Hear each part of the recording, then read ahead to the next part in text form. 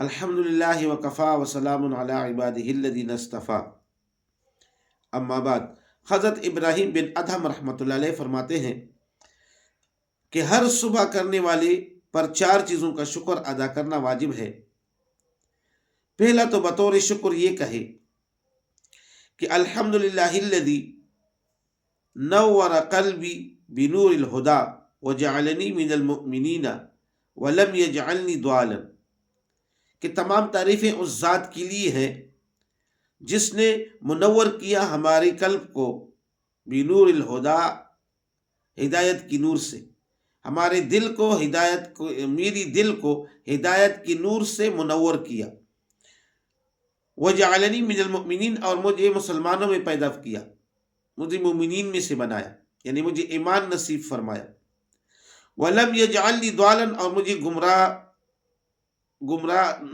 گمراہی سے بچایا۔ تو لہٰذا یقیناً یہ اللہ تعالیٰ کی بہت بڑا فضل و کرم ہے کہ بندے کو ہدایت ملے، اس کا دل جو ہے وہ ہدایت کی نور سے منور ہو، اور پھر بندے کو ایمان جیسی عظیم نعمت نصیب ہو، اور گمراہی جیسے نقصان دہ چیز سے محفوظ رہے۔ تو یہ تو اللہ رب العزت کا بہت بڑا فضل و کرم ہے، تو اس کے اوپر اللہ تعالیٰ کا شکر ادا کرنا چاہیے۔ فرماتے ہیں کہ دوسرا شکر یوں ادا کرے، الحمدللہ الذی جعلنی من امت محمد صلی اللہ علیہ وآلہ وسلم، تمام تعریفیں اس ذات کے لیے ہے جس نے مجھے امت محمدیہ صلی اللہ علیہ وآلہ وسلم کے اندر پیدا فرمایا۔ یہ بہترین امت ہے تمام امتوں کے اندر، اس امت کے اندر پیدا ہونا یہ بہت بڑی اعزاز کی بات ہے، تو لہٰذا اس کے اوپر اللہ رب العزت کا شکر ادا کرنا چاہیے۔ فرماتے ہیں کہ تیسرا شکر یوں ادا کرے کہ الحمدللہ الذی لم یجعل رزقی بید غیرہ، کہ تمام تعریفیں اس ذات کے لیے ہے جس نے میرا رزق اپنے قدرت میں رکھا، اپنے قبضے میں رکھا، نہ کہ غیر کے قبضے کے اندر۔ رزق یہ بھی بہت بڑی نعمت ہے اللہ تعالیٰ کی، اور پھر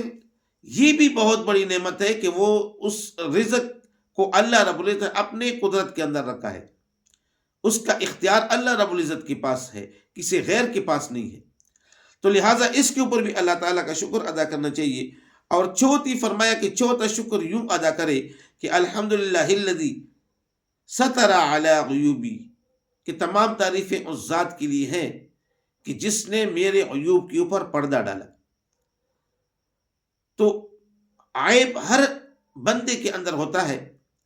لیکن یہ اللہ تعالیٰ کی فضل و کرم ہے کہ اس کے عیوب کے اوپر پردہ ڈالا گیا ہے۔ یہ اللہ تعالیٰ کا